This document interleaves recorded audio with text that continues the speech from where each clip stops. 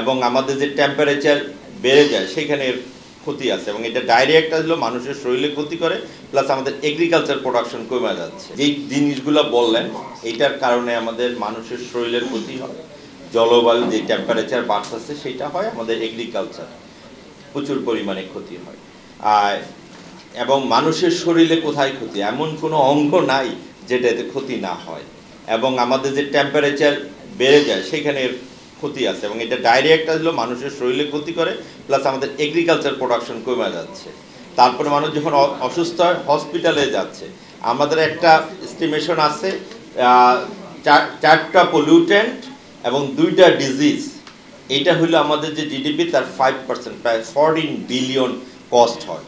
14 billion cost হয় শুধু 4টা পলিউটেন্ট 2টা ডিজিজে, যে বাংলাদেশের মানুষ হসপিটালে যায়, ওষুধ নেয়, চিকিৎসা করে, তার জন্য এতটুকু ক্ষতি হয়। আমরা যদি ওভারঅল এস্টিমেট করি তাহলে এই ক্ষতিটা আরও হচ্ছে 5 গুণ বা 10 গুণ বেশি।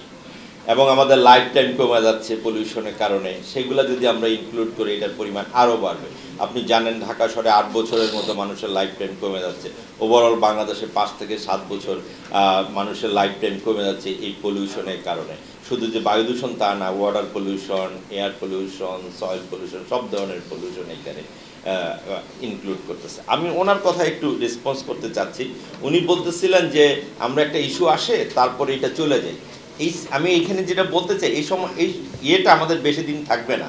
আপনারা সাংবাদিকরাই এক সময় পলিউশন, এয়ার পলিউশনের শুধু রিপোর্ট করতেন শীতকালেই আমাদের খুব খারাপ অবস্থা ছিল, কিন্তু এখন বছরের প্রায় প্রত্যেক দিনই আপনাদের কোনো না কোনো নিউজে থাকে যে বাংলাদেশ বায়ু দূষণের উপরের দিকে। এই কারণটা কেন হয়েছে? কারণ হলো আমরা কোনো পদক্ষেপ নেইনি এটাকে কন্ট্রোল করার জন্য। 365 দিনের জন্য হার্ডলি 15 থেকে 20 দিন আমরা গুড এয়ার বাংলাদেশে পাই, বাকি সব দিনই খারাপ এয়ার পাই। তার মানে কি, প্রত্যেক দিনই আমাদের পলিউশন নিয়ে কথা বলতে হবে। তারপরে এখন দেখেন এই যে হিট নিয়ে আমরা কথা বলতেছি, প্রথম থেকে ইকবাল ভাই স্ট্র্যাটেজিস দিছে আমাদের 1 দিন বা 2 দিন হয়তো এত উত্তপ্ত ছিল, এখন সেটা এইবার বোধহয় সবচেয়ে লংয়েস্ট টার্ম হলো। এরপরের বার দেখবেন আরও লংয়েস্ট হইতেছে, এইবার 42 হয়েছে, এরপর আবার 43 হইতে থাকবে। একটা সময় দেখা যাবে যে আমাদের পুরো দেশটাই বছরের অধিকাংশ সময় হিট ওয়েভের মধ্যে যাচ্ছে। আমাদের ওনার যে কথাটা সেটা আমি বলতে চাই যে এই মুহূর্তে হয়তো আপনি মনে করতেছেন যে আমরা একটা ইস্যু আসতেছে কথা বলতেছি, কিন্তু এটা তা না।